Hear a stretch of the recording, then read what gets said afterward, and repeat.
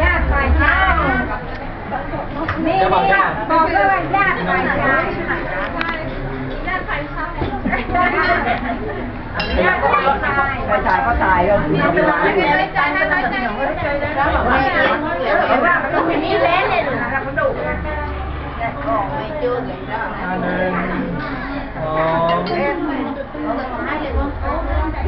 ใช่มันไม่ได้มานานๆก็ได้นะ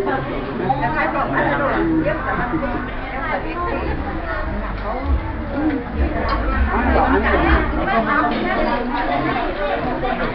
เยอะบนตัวยืดเลย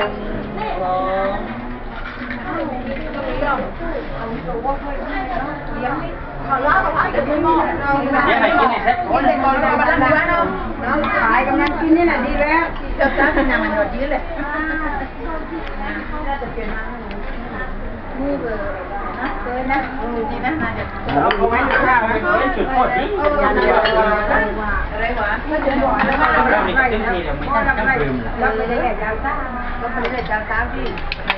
ไม่ได้แก่ยาวซ่าไม่ได้ยาวซ่าที่ไหน